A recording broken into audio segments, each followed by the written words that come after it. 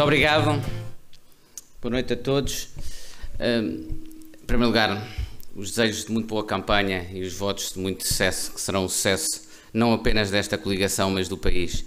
Em primeiro lugar para o Dr. Miguel Guimarães, para o João Almeida, para os demais candidatos a deputados pela Aliança Democrática, também à Sra. Presidente da Conselhia e Presidente da Conselhia do CDS, Presidentes das Distritais PSD, CDS, e a todos vós. E um agradecimento particular ao Tiago Sá Carneiro, que foi quem me desafiou para fazer esta conferência, que é um desafio especial, fazer uma conferência em ambiente de comício. Esta conferência, só para vos explicar um pouco, resulta de dois impulsos que eu tive, decorrentes de causas diferentes. A primeira foi dar-me conta, há 3 anos, penso que é 3 anos, faziam 150 anos de uma famosa conferência do Antero de Quental, que era as causas da decadência dos povos peninsulares, em que já se dizia, já se falava da decadência portuguesa, da perda da nossa competitividade e dos problemas, e muitos dos problemas e das causas desses problemas que foram referidos nessa conferência há 150 anos ainda são hoje muito relevantes. E o segundo impulso é um gráfico que eu vou mostrar daqui a pouco, que resultou de um trabalho feito pelo Fórum Futuro na Fundação Gulbenkian, que eu coordenei, que procurava perspectivar qual era o futuro do nosso país, não a 1, a 2, a 3, mas a 10 anos. E nós procurámos pensar à luz daquilo que podemos chamar os aspectos fundamentais que tem sido o desenvolvimento do país, quais são as perspectivas que temos a esses 10 anos e o que é que podíamos fazer para melhorar essas perspectivas. E esses foram os dois impulsos. Hoje, para... Vamos lá ver se isto... ok. Eu achei que, como isto era uma conferência, mas em ambiente de comício, talvez fosse bom começar por um truque de mágica, para tentar ver se capta a atenção das pessoas. Isto parece exatamente diferente, mas não sei se repararam. Afinal, tem o mesmo tamanho. O que estão a ver aqui, isto também podem ver como homenagem ao cabeça de lista, porque isto vem da ciência do comportamento, os neurocientistas explicam isto. Isto é o nosso cérebro que se engana, isto não é um truque daqueles socialistas. Hein? É o nosso cérebro que nos engana. Quando nós estamos a olhar, parecem totalmente diferentes, mas na realidade têm exatamente o mesmo tamanho. Aquelas duas peças de Lego têm exatamente o mesmo tamanho. E eu uso este exemplo para quê? Para procurar explicar aquilo que é o objetivo desta conferência, que é quais são as razões que estão por detrás, não apenas dos problemas que o país enfrenta e tem enfrentado nos últimos anos, e já vou falar um pouco mais desses problemas, mas porque é que nós não conseguimos, aparentemente há tantos anos falando deles, mudá-los? Porque é que não conseguimos alterar? Porque é que não conseguimos adotar aquelas reformas de que falamos permanentemente? E isso, do meu ponto de vista, tem muito a ver com aquele exemplo que eu vos dei.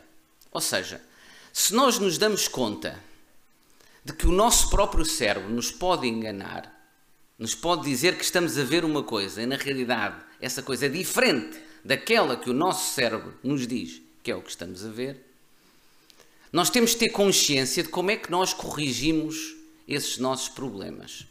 Como é que nós nos corrigimos aquilo que muitas vezes se fala em termos de enviesamento, condicionamento de políticas públicas.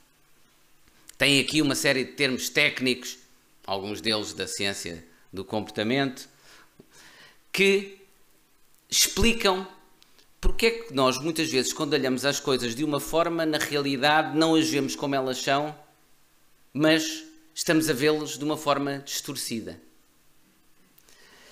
E como é que nós fazemos para corrigir esses problemas que nós temos? E isso que acontece na nossa vida comum, imaginem o seguinte: eu sei que devia perder algum peso. O meu médico já me disse isso algumas vezes. Não muito, mas algum peso.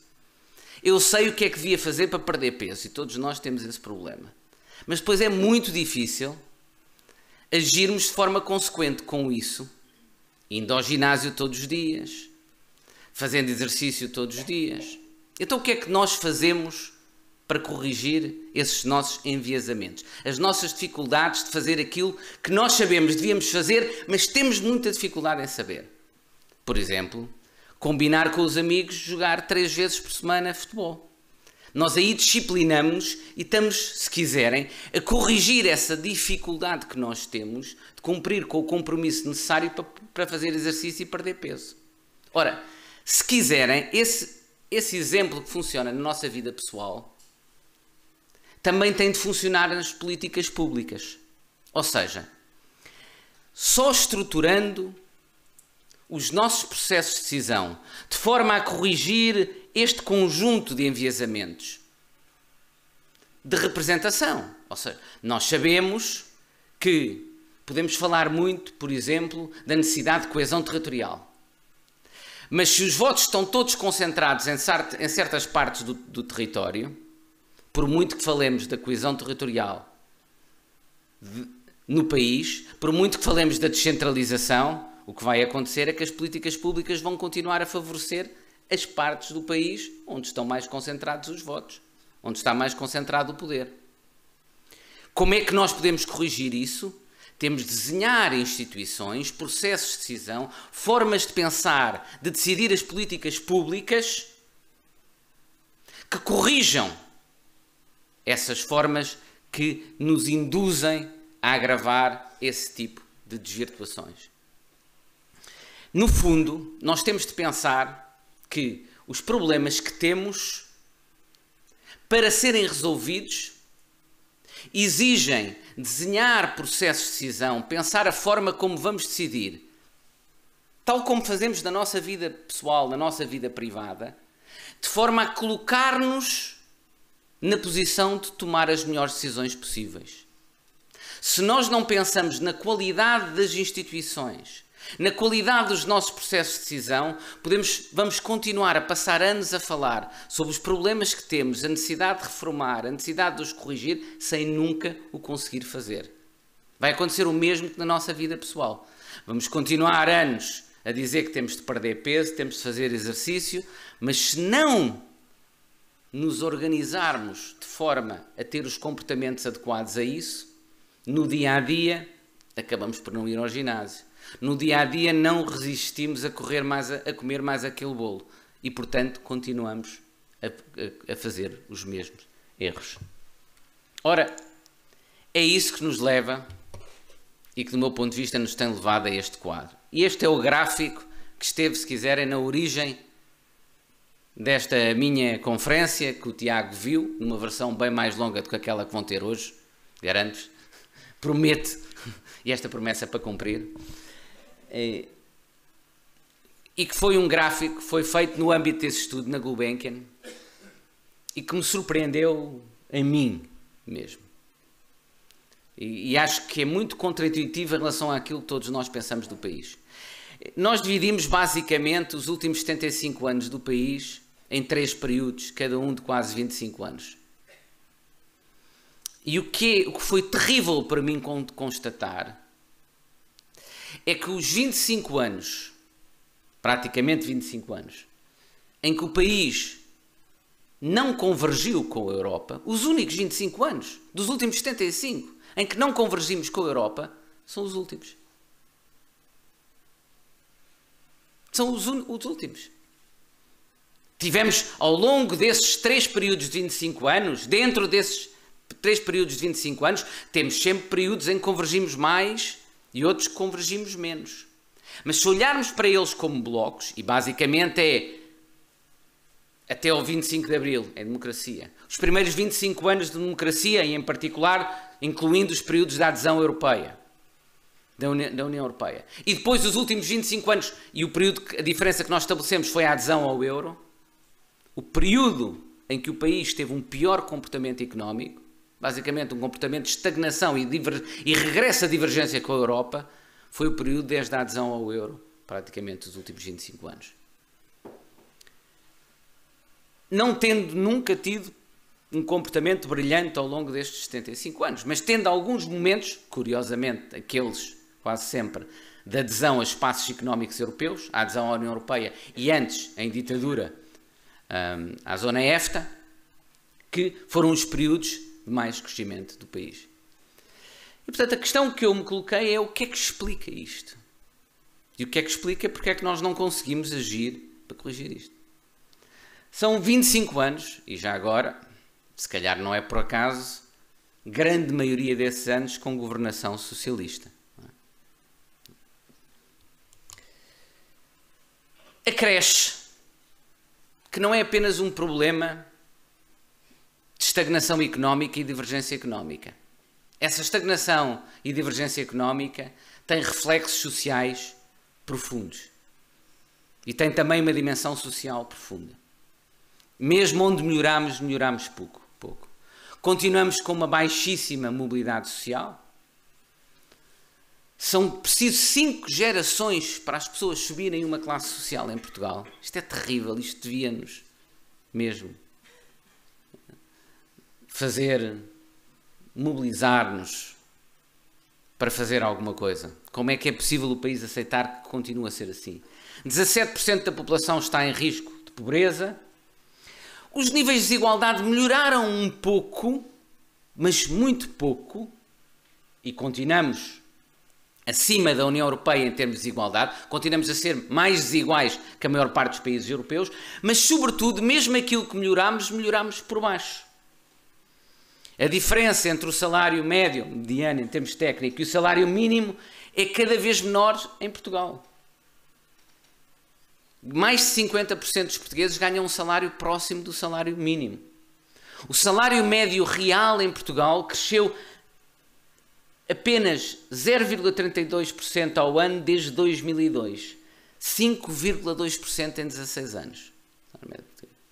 São números aterradores que dão um panorama social muito triste ao país relativamente e que confirmam aquela estagnação económica do país. Ignorem, se quiserem não ignorem, mas tenham em conta o que é que quer dizer realmente esta campanha de sucesso económico no último ano. Porque, em primeiro lugar, é um ano no contexto de 25 anos. Mas, para além disso, o último ano explica-se, infelizmente, por uma série de circunstâncias conjunturais. Em primeiro lugar, Portugal foi dos países que mais, se não o país, penso mesmo que o Estado europeu, que mais caiu com o ano da pandemia. E, portanto, quem mais desce tem mais para subir e para recuperar, naturalmente. Portanto, ainda estamos nesse processo de recuperação da queda enorme que tivemos, maior do que todos os outros Estados europeus. Em segundo lugar, somos dos países que, em termos relativos, mais impacto no PIB tem o PRR. E em terceiro lugar, felizmente em parte, infelizmente em parte, pelo que significa para o mundo, o contexto geopolítico tem favorecido o turismo como motor da economia portuguesa. E, portanto, são essas 3 circunstâncias que, fundamentalmente, explicam o resultado, que nem sequer é um resultado excepcional, mas com o qual se faz uma festa enorme. Aliás, eu costumo dizer, o grande segredo do sucesso socialista, do sucesso político socialista nos últimos anos, foi conseguir convencer as pessoas de que a mediocridade é um sucesso. Estabeleceram, e nós, politicamente, em termos de comunicação, fizemos alguns erros nesse sentido. Estabeleceu-se uma expectativa tão baixa que o país o país hoje em dia celebra como um enorme sucesso o facto de simplesmente não estar em bancarrota, novamente. Mas que país é este que, perante aqueles dados económicos e perante aqueles dados sociais, acha, já não é mau, não estamos em bancarrota. Realmente, estando debaixo de um governo socialista, já não estamos em bancarrota, não é mau. Estando debaixo de um governo socialista. Mas só por isso. Não nos pode, como país, satisfazer. Acresce que, para além deste panorama económico e panorama social, nós temos desafios enormes pela frente.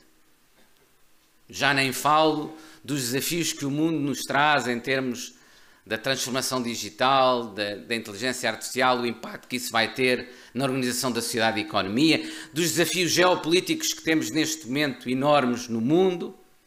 Falo de desafios internos profundos ao país que nós temos tido e que não temos abordado da forma adequada. Isto também é de um estudo que nós fizemos na altura na Gulbenkian. Este gráfico, basicamente, para tentar-vos explicar de uma forma simples, é aquilo que acontece com qualquer um de nós, tenderá a acontecer com qualquer pessoa ao longo da vida. Ao longo da nossa vida, quando nós somos crianças, adolescentes, jovens, até trabalharmos, nós estamos a receber mais do Estado do que aquilo que contribuímos. Não é? Vamos para a escola, o Estado paga, quando paga hoje em dia, quando cumpre os serviços públicos. Mas na nossa infância, até entrarmos no mercado de trabalho, nós, os cidadãos, as pessoas recebem mais do Estado do que aquilo que contribuem. É quando entram no mercado de trabalho e começam a pagar segurança social, começam a pagar impostos, e é durante essa fase da vida ativa que as pessoas contribuem mais para o Estado do que aquilo que recebem. Depois de todo o trabalho que as pessoas tiveram, quando chegam ao período da sua merecida reforma, e ao longo dos últimos anos da vida, voltam a receber mais do Estado do que aquilo que contribuem. Mas isto significa que a organização do nosso Estado Social, ou seja, aquilo que sustenta as funções sociais do Estado, é resultado do número de pessoas que em cada momento está em idade ativa a contribuir mais do que aquilo que recebe, face ao número de pessoas que naquele momento está a receber mais do Estado do que aquilo que contribui. Ora, quanto mais a nossa população envelhecer, e isso é ótimo, eu também quero viver quanto mais anos possível. Se não for debaixo do governo socialista, melhor. Mas também quero viver mais anos. Isso é ótimo e nós vivemos cada vez mais anos e isso é um aspecto fantástico da nossa vida. Mas nós, infelizmente, em Portugal, não temos uma renovação da população. Não temos uma taxa de natalidade que permita continuar a sustentar da mesma forma, se não fizermos nada, o Estado Social que temos. Nós temos ali uma diferença enorme que vai evoluindo à medida que tivermos cada vez menos população e uma população mais envelhecida. Porquê? O número daqueles que vai estar a contribuir vai diminuindo em termos relativos face ao número daqueles que vai estar a beneficiar mais de contribuir.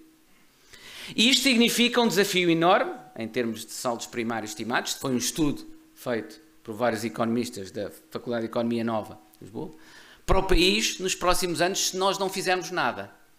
Isto exige taxas de crescimento muito superiores.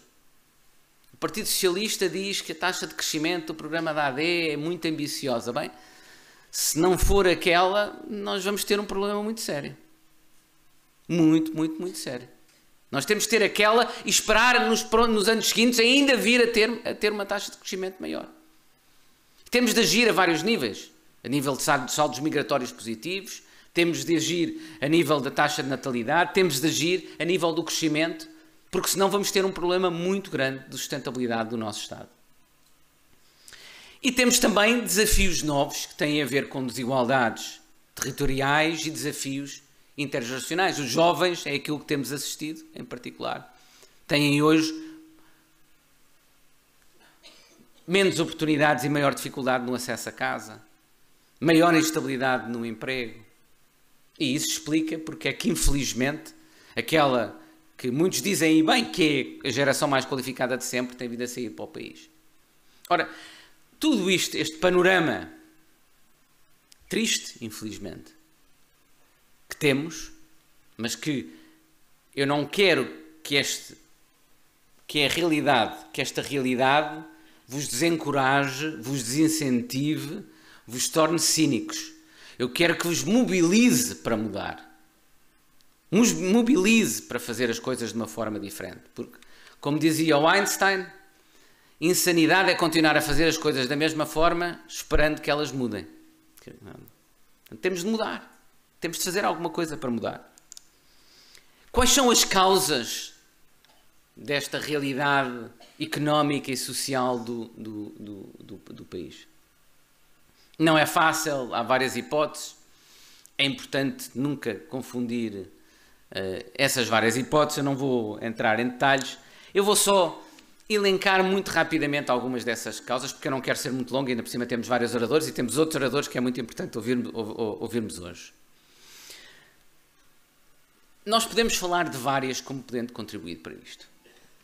A educação, onde apesar de termos melhorado muito,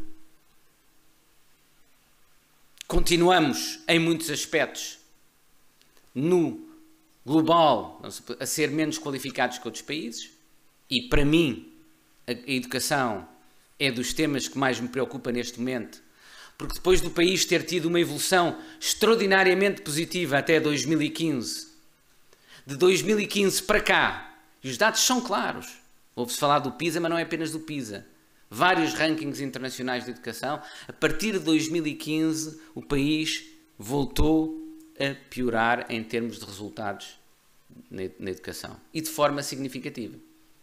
E quando isso acontece, e não aconteceu só com a pandemia, já aconteceu de 2015 para 2018, por exemplo. E quando isso acontece, e acontecem vários indicadores internacionais, não é por acaso, não é aleatório.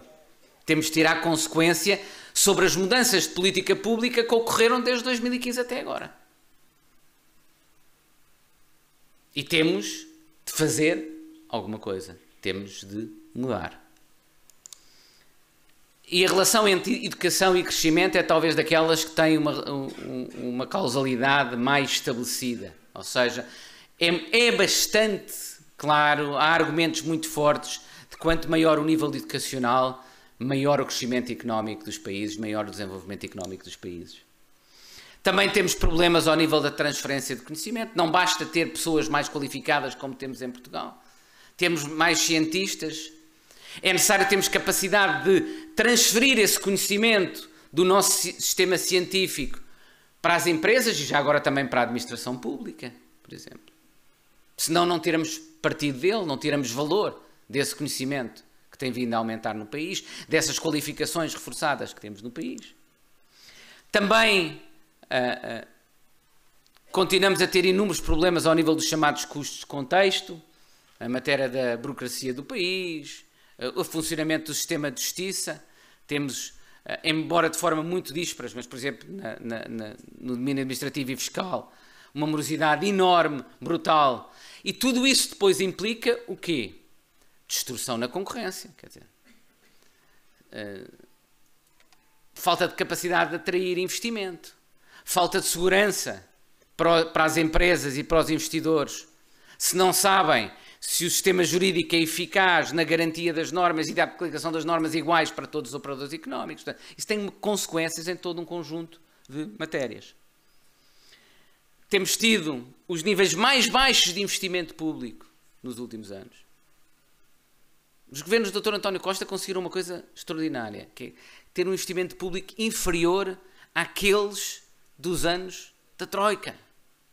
E nós sabemos as dificuldades que tivemos a ter de governar naqueles anos da Troika, e sobretudo até 2014, em que estávamos debaixo de uma intervenção externa, em que cada medida, cada investimento, cada decisão tinha de ser negociada com os nossos credores, chamados pelo Partido Socialista, e que basicamente nos diziam: os senhores querem as transferências financeiras, então têm de fazer isto. E nós sabemos, alguns talvez se lembrem de quem dizia que havia era que bater a perna, não é? Lembram-se disso, que eles até iam tremer. Nós temos um exemplo do que é que isso aconteceu, do que é isso. Nós temos um exemplo do bater a perna e das consequências disso.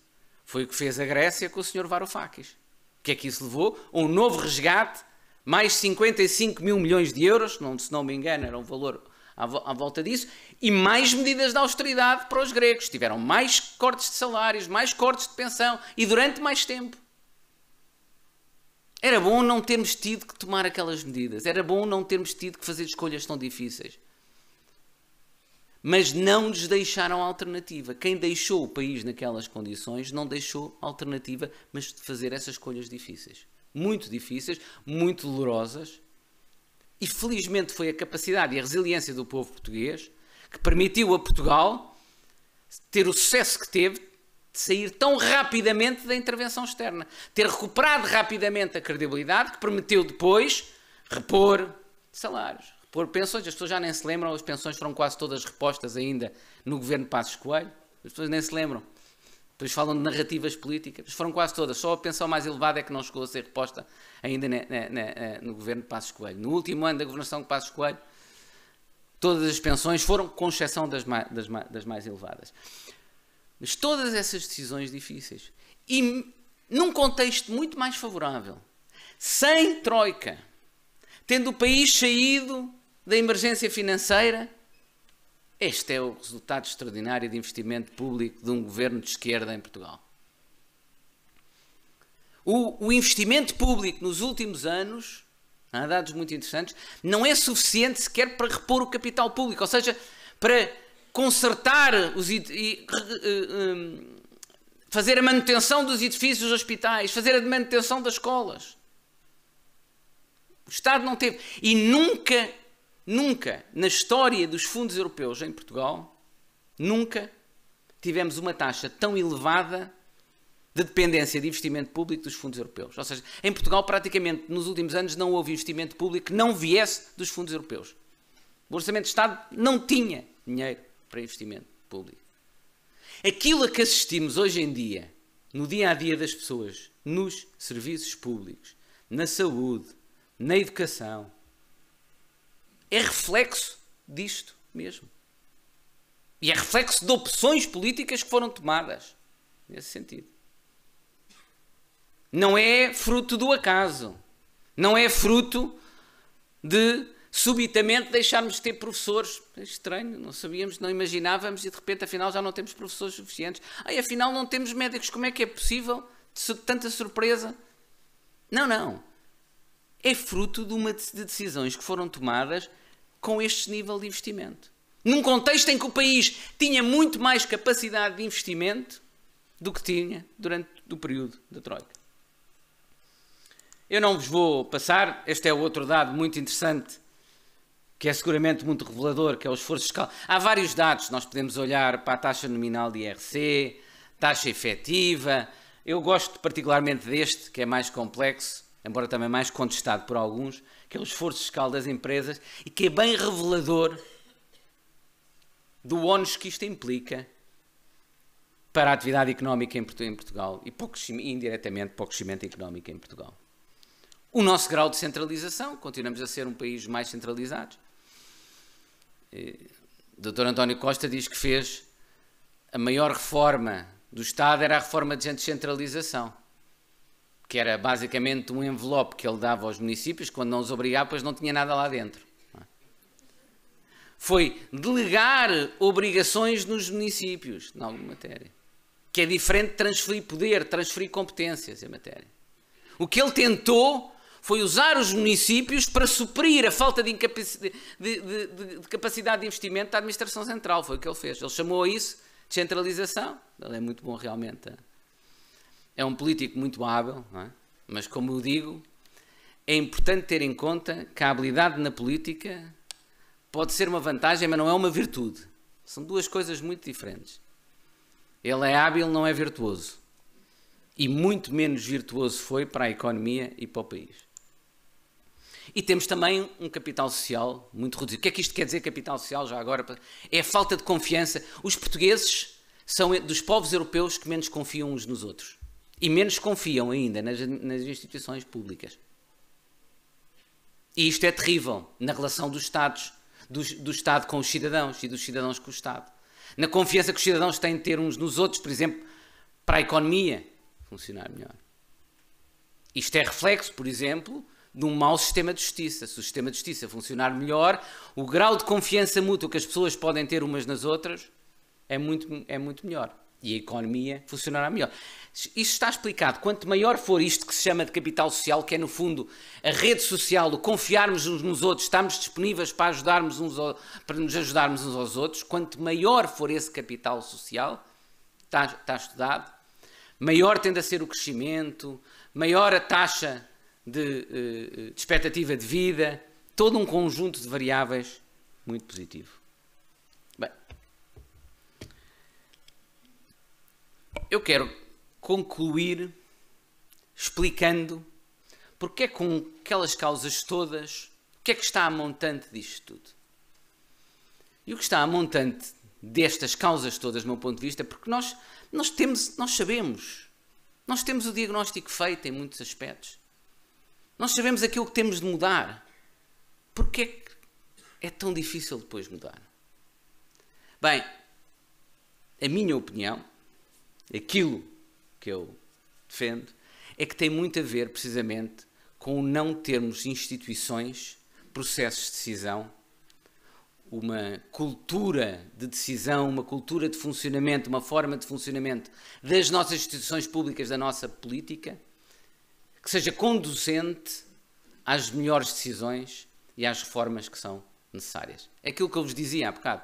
Se eu não estruturar a minha vida pessoal, se eu não disciplinar, se eu não organizar a minha vida de forma a ser mais eficaz no meu trabalho, ou a fazer o tal exercício físico que necessito para estar de melhor saúde, tudo isso, eu depois no dia-a-dia não o vou conseguir fazer. Isso exige-me pensar a montante, pensar como é que eu desenho, como é que eu penso, como é que nós pensamos a política, como é que nós pensamos a organização das instituições, de forma a que elas conduzam a que as melhores opções políticas sejam tomadas, a que as melhores políticas públicas sejam tomadas. Há um estudo muito interessante, eu queria praticamente concluir com isso, antes de um par de palavras finais, que é um estudo, eu só vou falar de um daqueles dois estudos que está ali, que é muito conhecido, penso que o Oscar Afonso já falou várias vezes, já vi até uns artigos escritos por ele sobre este estudo, portanto ele é um fã como eu, que é do Acemoglu e Robinson, de História Económica, em que eles procuraram estudar, e numa lógica longa, ao longo de muitos anos, são séculos mesmo que eles olharam, o que é que explica porque é que certos países são bem-sucedidos, crescem, se desenvolvem economicamente e outros não. E eles dizem, ao contrário, tentaram contrariar muitas das teses estabelecidas. Não tem a ver com o acesso a matérias-primas, às vezes até pode ser ter o efeito contrário. Não tem a ver com localização geográfica. Não tem a ver sequer com o tipo de recursos humanos e das elites nesses países. Tem a ver com aquilo que eles chamam a qualidade das instituições. E o que é que eles querem dizer com isso? Querem dizer, eles dividem basicamente as sociedades e os regimes políticos e os Estados em Estados que têm o que eles chamam de instituições, e peço desculpa pelas expressões um bocadinho complicadas, extrativas ou instituições inclusivas. Eu vou explicar isto, que sei que não é óbvio. Instituições extrativas, dizem eles, são instituições onde os Estados, as organizações políticas, as organizações económicas, estão organizadas de tal forma que as pessoas não se preocupam na criação de riqueza, eu estou a simplificar, mas não se preocupam na criação de riqueza, mas sim apenas em tentar obter a maior fatia possível da riqueza que existe. Cada um tenta ir buscar o seu pedaço dentro daquilo que existe. É como se nós descobríssemos um poço de petróleo e, em vez de pensar como é que nós vamos pegar naqueles recursos, crescer, fazer mais dinheiro a partir deles, investir, multiplicar, distribuir por todos, promover todos, capacitar todos, não. Olhamos para o poço de petróleo e vamos ver, espera, isto dá uns milhões de euros, tu ficas com isto, eu fico... E depois cada um começa a tentar ficar com mais dinheiro. São as instituições que se concentram na extração da riqueza que existe e tentar, cada um deles, maximizar a parcela, a fatia dessa riqueza com que fica. E os outros Estados, dizem eles, são os Estados que têm instituições que eles chamam inclusivas, que promovem antes a criação de riqueza, a inovação. Ora, o problema é que o país, infelizmente, se tornou um país em que as suas instituições se tornaram muito mais extrativas,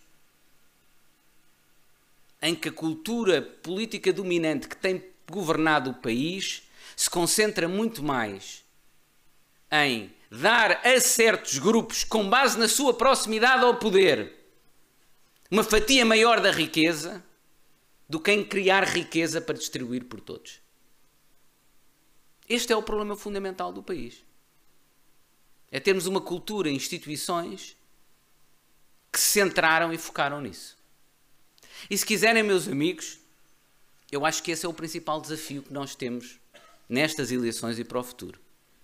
É mudar essa cultura.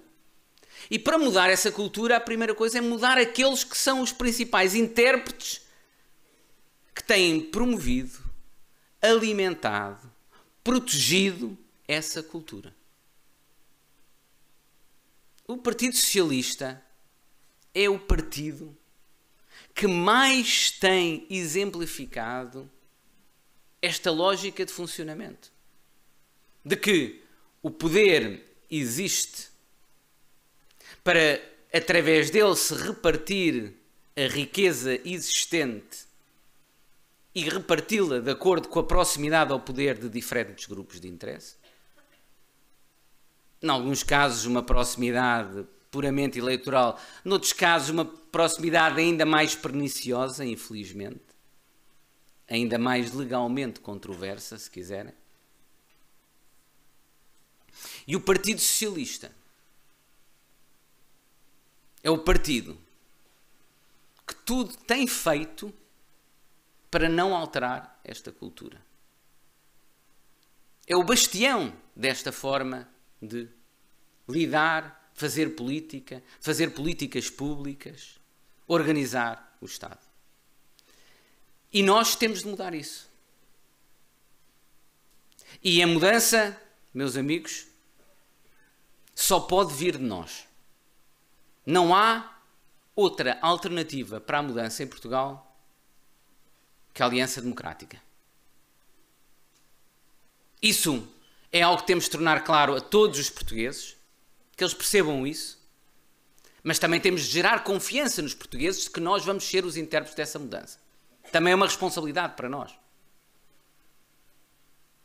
Por um lado, tem de ser claro para os portugueses, e acho que é claro para os portugueses, e pelo que tenho vindo a ver nas últimas semanas, é cada vez mais claro para os portugueses, que há uma alternativa de mudança, que há uma forma diferente de fazer as coisas, que há uma oportunidade de mudar seriamente, genuinamente.